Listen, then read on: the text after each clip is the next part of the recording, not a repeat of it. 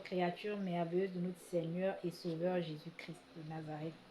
Ce matin, je vais encore partager cette jolie histoire avec toi, cette histoire qui te concerne, cette histoire qui me concerne, cette histoire qui nous parle de la venue de notre Seigneur Jésus-Christ. Il y a un samedi où nous étions en train de partager avec les mamans de l'Assemblée et ensuite une maman a fait le témoignage qu'il y a une jeune soeur de l'Assemblée qui a eu fait le son sur l'enlèvement. Et une autre maman a pris la parole en disant qu'il y a aussi une maman de l'Assemblée qui a eu à faire le songe sur l'enlèvement. C'est ainsi que j'ai dit, waouh Seigneur. Apparemment, moi aussi j'ai eu à faire le songe. Et j'étais en train de les raconter le songe. Je disais que dans le songe, j'étais en train de faire la lessive. Donc pendant que j'étais en train de faire la lessive, j'ai entendu derrière moi Gina. Lorsque je me suis retournée, ce qui est sorti de ma bouche, c'est Jésus.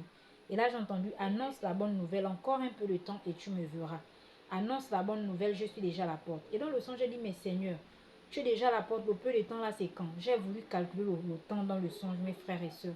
Le temps était tellement court au point où je n'ai pas pu calculer le temps. Ensuite, je me suis réveillée, je me suis mis à prier. Après la prière, je me suis assise, j'étais toujours en fait étonnée du temps que je n'arrivais pas à calculer dans le songe.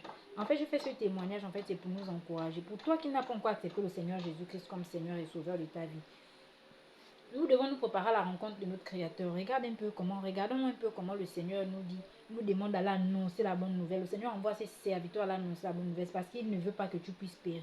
Parce qu'il ne veut pas que tu puisses te perdre. Il ne veut pas que nous puissions périr. Voilà pourquoi il veut te sauver. Avant qu'il ne soit trop tard, saisis la grâce. Accepte Jésus comme Seigneur et Sauveur de ta vie.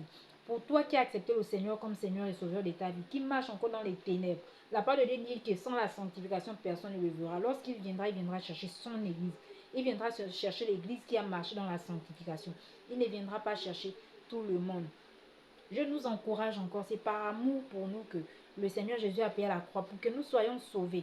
Donc nous devons saisir la grâce, nous devons revenir